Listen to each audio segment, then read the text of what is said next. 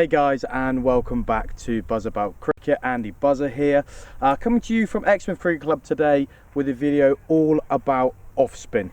This is mainly a kind of do's and don'ts if you want to be a successful off spinner. I'm going to be looking at a few key areas and just see how things have changed over the course of time in the terms of what a good off spinner should be doing, well, at least in my opinion. Let's get going. So the first thing that I want to talk about, and the key thing that I actually look at with young spinners especially, is how they're actually holding the ball. Now there's a couple of ways of doing this, especially in the modern game. Split fingers, ensuring that your fingers are on the seam of the ball and your thumb is come off the ball itself. Alright, as soon as we actually put our thumb on the seam or on the ball at all, it acts as a brake. And we've got to think, as a spinner, we want to try and turn the ball as much as we possibly can. So always have split fingers either on the seam itself, or you actually go across. Now there's two reasons for that, and I'm going to touch on that on a different video when it comes into variations. But today we're just going to be looking at a traditional grip, split fingers, split right down the seam, thumb off the ball. What I would suggest is, well, when it comes to the grip and when it comes to getting used to actually splitting those fingers, is when you've got a ball, make sure it is the correct size ball. If you're a young player trying to turn or trying to hold an adult size ball, it becomes very hard and you tend to get a kind of clawing method, just simply because you want to get as much purchase on the ball.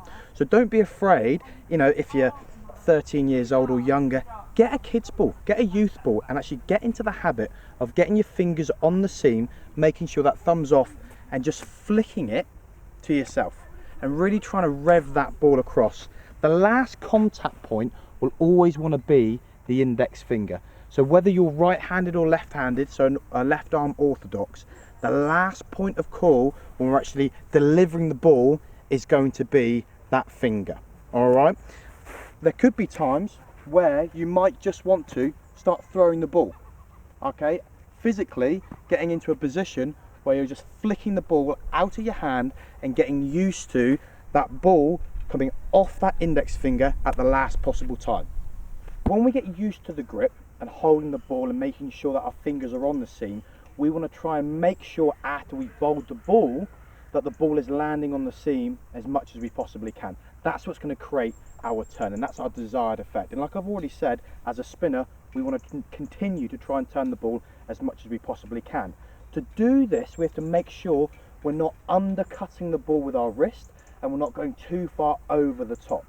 Those two ways of with your wrist can be quite a useful variation, but to begin with, we want to try and ensure that our wrist is at a rough 45-degree angle, and that when we release the ball, that it's going to release to the point that when it lands, it's staying and purchasing on that seam.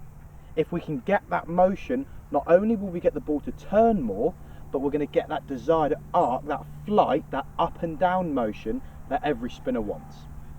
And we've got an understanding of where we want our wrist to be when we're releasing the ball, we can start to bowl. We can start to get into the motion of bowling, and I would always suggest by just walking your action through and making sure we're activating our feet and our drive.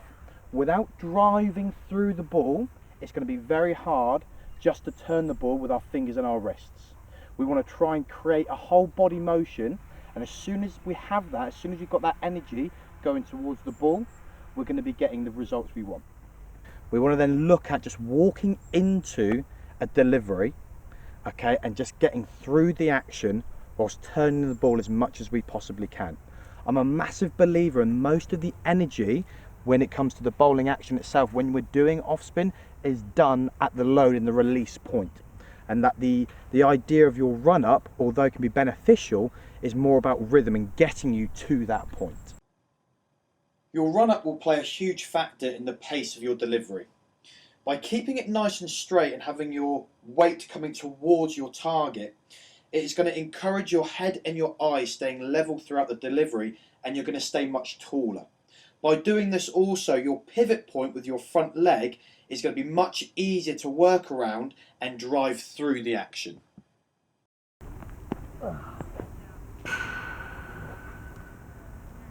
Well, there you go, guys. That's my ideas of off spin. Some do's, some don'ts. For me as a coach, the main thing that I focus on, that I work on, is making sure that young spinners are actually turning the ball. If you've got the ability to get inside the batsman's head of being able to deviate that ball off the straight, it is half the battle. I hope you've enjoyed the video. Please like, follow, subscribe, the whole lot. Always, always, always back yourself. I'm Andy Buzzer. That's Buzz About Cricket. See you later.